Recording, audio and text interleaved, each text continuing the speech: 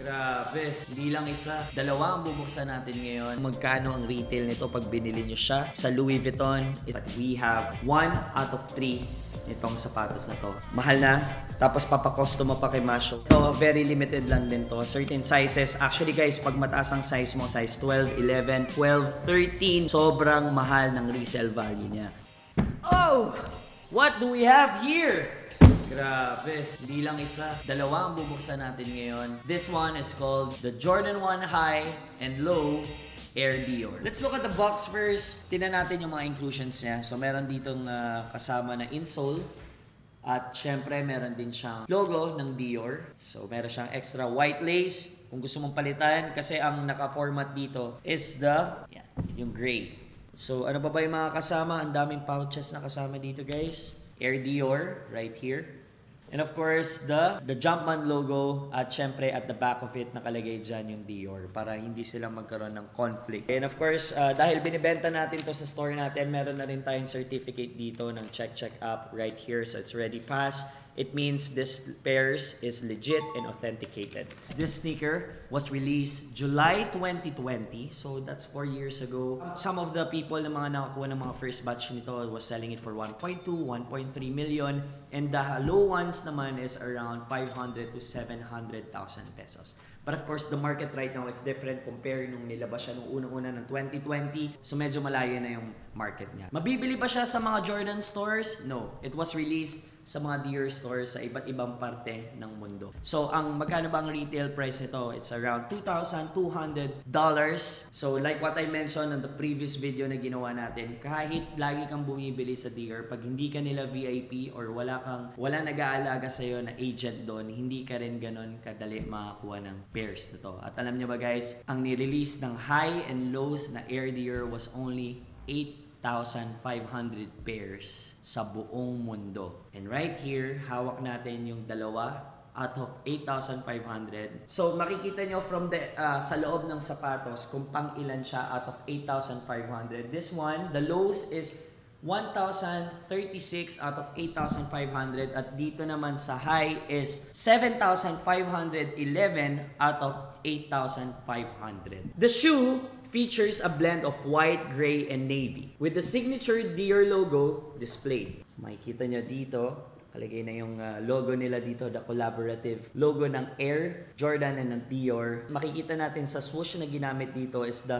Dior monogram nila. Gawa ito sa premium leather with a luxurious finish that sets it apart sa ibang Air Jordan. Ako, pag nakikita ko ngayon in my own eyes right now, wala kang makikitang glue na lumalabas or misstitching, wala ka rin makikitang flaws. So marami na rin mga pairs. So let's say 8,500, half of it or maybe more than 50% nito is used na. So very limited makakuha nito at ang resale value nito ngayon, as of the moment, I'm not so sure. Ang high is around 550 to 650,000 pesos, depende sa size. Pagdating naman dito sa lows, is around 350. This one specifically, binibenta namin to ng 380,000 pesos, size 11. So around the price also, 350 to 450,000 pesos. Depende yan sa size. Alright, so sino ba yung mga celebrity na mga gumamit nito? Robert Pattinson, Travis Scott, and many artists also dito sa Pilipinas na mayroong ganitong klaseng sapatos. Diba si Sir Raffy Tulfo, for sure meron din siyang ganitong pair na to. The sneaker comes in a special edition Dior branded box, adding to the overall luxury experience. Ako kanina nung binubuksan ko siya, parang nagbubukas talaga ako ng sobrang mahal na item. Which is yun yung binigay niyang feeling sa akin and experience. The question is, marami nagtatanong nito, is it an investment right now? For me, if you have the means to buy this one, you can still keep it. We don't know. We cannot really tell. Maraming pwedeng mangyari sa mundo na pwedeng mag-skyrocket or pwede rin bumagsak to. So it depends on how you value your money or how you put your investments into. Pero sa akin, this is one of the great investment that I did kasi kumita ako nang bumili ako nito ng mga personal collections ko. And overall, para sa akin yung sapatos, box, the product itself, the experience, and having it out of 8,500 people na pwede lang makakuha nito, meron tayong dalawa dito. So for me, this is 10 out of 10. Yun, sana na-enjoy nyo tong video na to. This one is called the Jordan 1 High and Low Air Dior. Alright, so mag-unbox tayo ng sapatos ngayon dito sa Flip. And Makikita nyo naman, this is one of the most limited pairs na meron kami in store. So dito sa box pa lang, nakikita nyo na yung monogram ng LV right here. Ooh, so this is the Air Force One Louis Vuitton Royal Blue. Pero before ko siya i-unbox sa inyo, tingnan natin yung mga inclusions na kasama dito sa loob ng box na to. Louis Vuitton card right here. Meron na siyang kasamang strap. And also, meron siyang extra lace. So nakalagay dyan, lace. Meron tayong extra pair of plain Nike swoosh. And another extra lace na color blue naman para mag-match siya dun sa mismong sapatos. Ooh. This one is released noong July 19, 2021. At alam nyo ba guys kung magkano ang retail nito pag binili nyo siya sa Louis Vuitton is around $2,750. Pero ito ang mahirap dito guys. Kahit bumibili ka lagi sa Louis Vuitton, pag hindi ka VIP client, hindi ka rin ganun kadali makakuha ng mga pairs. Lalong-lalo na sa mga katulad ng mga rare na nilalabas nito. If our information is right, there's only 200 pairs released on this specific colorway. So let's talk about the shoes. Sa swoosh pa lang niya, color blue, and of course, hindi mawawala dyan yung monogram na LV. And of course, dahil collaborative nga to with Off-White, si mismong Virgil Abloh ang isa sa mga naggawa nito at nagsosuot nito. So, syempre, nandyan din yung trademark ng Off-White. So, right there. Pag binuksan mo yung box itself, naka-format siya na plain shoelace na color white. Pagdating naman sa tang niya, makikita nyo dito, monogram pa rin ng LV and of course their logo right here. And on the side naman, Louis Vuitton Check Air. Yung upper natin is made of high quality leather and of course a luxurious finish. Sobrang detailed nitong sapatos ito because it's very expensive. So meron silang quality control na tinatawag. So wala kayong makikita dito na overstitching or merong mga flaws. And of course sa lining pa lang natin makikita natin dito yung soft leather. Bakit nila ginawang ganoon? Para medyo comfort yung sapatos natin pag sinusuot natin. Hindi siya ganoon kasakit sa paa. The midsole itself is lightweight. And of course, the outsole rubber, syempre para mas makapit and better traction pag nilalakad natin. So, let's talk about the pair itself ngayon sa market, lalong-lalo na dito sa Pilipinas. So, the resale value of this one is around $6,000 to $10,000. Depende na yan sa size. So, the bigger the size is, mas mahal at mas mahirap makakuha. So, sino ba ang mga gumamit itong sapatos na to? Of course, the person who collaborated with Louis Vuitton, the man himself, Virgil Abloh, Travis Scott, ASAP Rocky, Kanye West, and many more Hollywood artists. If you also want to know, maraming colorway ang nilabas ang Louis Vuitton na ganito. Meron ding red, green, all white. So there's a lot more. We just wanna show you that one on the screen also. So overall, this pair is one of my favorite. Meron tayong previous personal pair nito, color blue din, pero I had to sell it because bago bumaba ang market, benta na agad and then mag-replenish na lang after. So this one for me is a 10 out of 10. If I have the means to buy and have my personal collection again, this is one of my top choice. The Louis Vuitton Air Force One right here, royal blue colorway.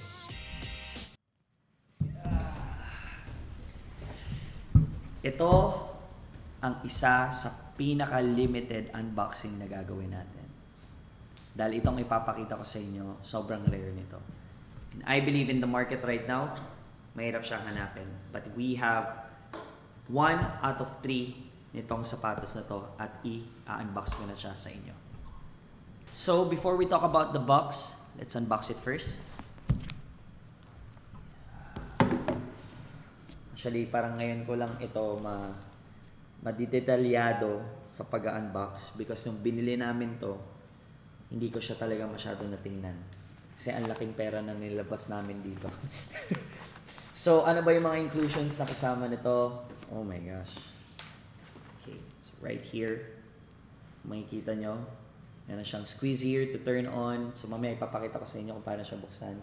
Later on, I'll show it to you. So, meron siyang poster na kasama dito and the history. Of course, meron siyang charger. Akala ko cellphone lang or iPhone lang yung merong charger to. May charger to. So, may kasama siyang 220 volts na charger right here. And of course, ang pinaka-finale nito, itong sapatos na to. So, kailangan natin ingatan kasi medyo fragile yung sapatos. So, this is a 13-year-old shoe right here. So, wala naman. There's nothing too much on the box itself. Meron lang siyang, syempre may foam siya dito para maingatan yung sapatos natin. So, let's put this one on the side. May nakaligay pa magnetic anti-gravity right here. And of course, ayan, prepared by, sino ba to? Alice Go. Iba pala yan. Okay, guys! So, before we talk about bakit sobrang layo ng itsura niya, this one is called the Nike Air Mag Back to the Future Iron Man Custom by Mush. So, pag-usapan muna natin yung sapatos. So, before pa lang to kinustom ni Mush, the pair itself was released 2011. So, ito pa yung sapatos na Back to the Future Air Mag na hindi pa siya auto-lace. So, it was released 2011. I believe, I can be wrong again. It's just that yun yung information talaga na alam namin with this pair. So, magkano ba natin to nabili? If you've seen my video, I did a video with Mr. Enrique Hill himself. Siya mismo yung pumunta sa store natin para personally ibenta to sa atin. So, I got this one for around 1.1 million pesos. We're selling it for 2 million pesos but we are negotiable. Actually, nung first few months, di ko siya binenta. Maraming nag-try mag-offer. Nagkamali ako kasi hindi ko agad siya dinispose. So, I thought it was gonna go skyrocket because of the video, because of the story itself. So, eto, pag-usapan na natin siya. But this is a custom paint by Mush. He's one of the best in the industry. Pag nakita mo yung Instagram niya, sila LeBron, Kobe, Steph Curry, pati mga NFL boxers, rappers, he does mga special pieces just for them. So medyo mahal din siya. So usually ang range ito 500k. I mean, before back then, pero 250 for the shipping and Mush's yung custom artist fee. Kaya umabot siya ng 750 when I bought it almost 10 years ago. So, ang retail nito, actually I don't know kung magkano binayad, pero padala pa lang nito kay Mush from the Philippines going to the US. I think sa US, mahal na. Tapos papakosto mo pa kay Mush. So, I think that's around 200,000 to 300,000 pesos. So, ano ba ang colorway na ginawa ni Mush dito? Guys, 3 lang ang ginawa ni Mush nito sa buong globally. Okay? There's only 3 pairs na ginawa niya na Nike Air Mag na Iron Man edition and hawak natin yung pangatlo na ginawa niya. Ang sabi sa atin ni Enrique Hill, ito yung pinakapuro na gawa ni Mush when it comes to the Nike Air Mag Iron Man version. So guys, ito na siya. Nakakabahan ako, baka biglang masira ako siya. So let's talk about the pair itself. Like what I mentioned, 3 lang ang pair na meron tayo nito. Sino ba yung mga nagsosuot nito? No? Siyempre, base itong sapatos na to sa pinaka-successful na film, Back to the Future, and inspired by a Marvel comic hero, which is si Iron Man. So Back to the Future, si Iron Man, pinagsama mo sa isang sapatos. So think of the price. The price is crazy. It's overwhelming, sobrang mahal, sobrang limited, sobrang hirap makakuha nito. So ano pa iba yung mga additions nito? And of course, may kasama tong box. Sa experience pa lang sa box ito, sobrang bigat. So hindi namin to nilalabas masyado sa store namin. We wanna keep it there and preserve it. So we don't really use it that much outside the shop. Pero yun. So si Mush is a well-known sa kanyang mga customizations ng sapatos. He made this Iron Man in the most iconic of all mags. Okay, so ito na yan, yung pangatlo. So anyway, there's a button right here on the upper nitong sapatos na to. May LED lighting din siya kasi di ba charge natin to guys. So pwede siya mag-light up pag naka-fully charge siya. So very pansinin talaga tong sapatos na to pag sinuot mo to sa mga events or sa mga, you know, super high talaga. Medyo mataas yung level ng length ng pag sinuot mo siya sa sapatos. And of course, the inside itself, nakalagay na dito, this is size 11. So if you're size 11, you're looking for this one, gusto mo i-add sa collections mo, let me know right here. And yeah, there's nothing too much to talk about this pair. It's very limited. Pero overall sa akin, this is one of a kind experience. At nung dinala sa atin to ni Enrique, I was very shocked sa nilabas kong pera dito. And also, as of the moment, we're using this one para sa mga contents namin. So we wanna preserve this one. And I think finally we came to an agreement that we will sell this one. So make an offer if you wanna buy this pair. And yeah, this is the 2011 Nike Air Mag Custom by Mush Iron Man version right here. 1 out of 3. So for me, hindi ko na to bibigyan ng score kasi mahirap makakuha nito. Pero fitting wise, kung gagamitin mo, pang collection na lang talaga siya, pang display. Alright. What up, Kobe fans? So today, mag-a-unbox tayo in one of my favorite basketball shoes of all time, the Kobe 6. Okay, so right here in my hand, of course, kung makikita nyo, meron mga iba't ibang colorway na meron tayo dyan sa background natin. But the shoes that I'm about to unbox right now is, for me, the most iconic Kobe 6 of all time. Right, so this is one of my favorite. Ito ang isa sa pinakamagandang investments na nabili ko pagdating sa sneaker reselling ko or sa pag-sneaker collect ko ng mga sapatos. Itong Kobe 6 na to. I never thought that it would go this very big, especially unfortunately nung namatay si Kobe, talagang lahat ng sapatos niya nag-skyrocket, especially the Grinch. So this is the Kobe 6 Grinch right here in my hand, and of course this was released December 25, Pasko 2010. So released din siya ng December 25, 2020. So after 10 years, nag-decide siguro ulit si Nike in collaborative with Kobe na mag-release sila ulit ng mga Kobe 6, which is this one, the Grinch. Okay, so how much is the retail for this one? Alam niyo ba na sobrang affordable nito pag talagang sunerte ka, nanalo ka sa raffle, pumila ka. So ganun yung mga, kung paano makakuha ng ganito sapatos. It's very rare, lalong-lalo na sa mga Kobe 6 na makakuha ka sa mga retail store talaga. The cost of this one is $180. So magkano siya sa peso? It's around 10,000 to 10,500 pesos. A newer version of the Kobe 6 Pro to Reverse Grinch was released December 2023 and has a retail of $190, which is around 10,640 pesos. So the design feature of this one is the green apple overall and the character from the Christmas theme movie, The Grinch. So yan, merong movie yan guys ha. Kung hindi nyo pa napapanood kung saan nakuha yung idea nitong colorway nito, panoorin nyo yung movie na The Grinch. And of course, red upper right here para magkaroon siya ng accent. Okay, so ano ba yung mga material na ginamit dito? So on the upper niya, ginamitan siya ng medyo type of plastic right here and a snake scale texture, flywire tech, the rubber outsole right here, and of course, ito very limited lang din to. Certain sizes, actually guys, pag mataas ang size mo, size 12, 11, 12, 13, sobrang mahal ng resale value niya. And of course, kaya mas tumaas pa to sa market, lalong-lalo na sa mga money sizes. Okay, high resale value.